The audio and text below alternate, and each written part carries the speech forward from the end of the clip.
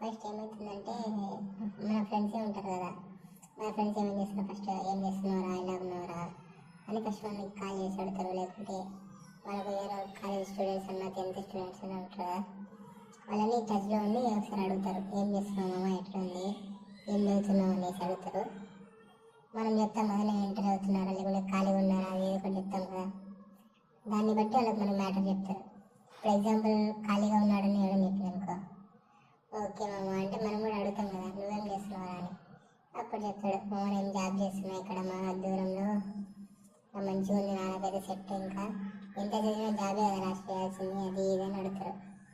మనం ఎరపక్కల ఏమవుతాము, ఖాళీగా ఉన్నాడు ఏం చేస్తాడు, ఏమో ట్రై చేద్దాంలే మనం కూడా అనేసి, నాకు కూడా ఏమైనా జాబ్ అంటే చెప్తా అని అడుగుతాడు. వీడేం చేస్తాడు, ఆల్రెడీ జాబ్ చేస్తామని చెప్పిండు కదా, వీడేం చేస్తాడు, ఉంది మామ ఒకసారి అడుగుతాను సార్ని, వ్యాకెన్సీస్ ఉంటాయేమో, నేను సార్ని అడిగి ఫోన్ చేస్తాలే అంటాడు.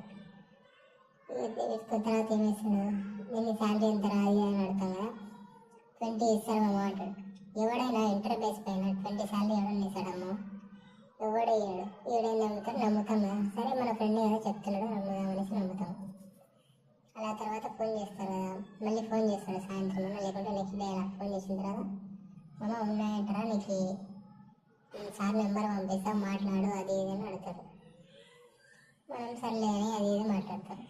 ఇది మొత్తం ఫ్రాడ్ కంపెనీ అమ్మ, జాబ్ అని ఫ్రెండ్ అయినా ఎక్కడి నుండైనా మనల్ని టచ్లో అంటే వాడిని అవసరం ఉంది కాబట్టి మనకి టచ్లోనే అడుగుతాడు, లేకపోతే అవసరం లేదు కదా, వాడే మనల్ని గెలుగుతాడు, వాడే అడుగుతాడు.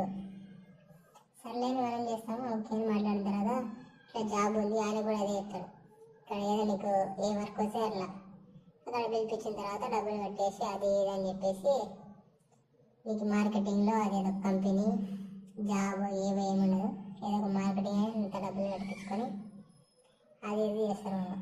నేను చెప్తున్నాము అసలు నమ్మకండి, ఎవరైనా ఫ్రెండ్ అయినా మనకు టచ్లో ఉండి చెప్తే డౌటే, కానీ డబ్బులు కట్టి ఏ జాబ్లోకి వెళ్ళకండి మామ. సరే మామ ఉంటా.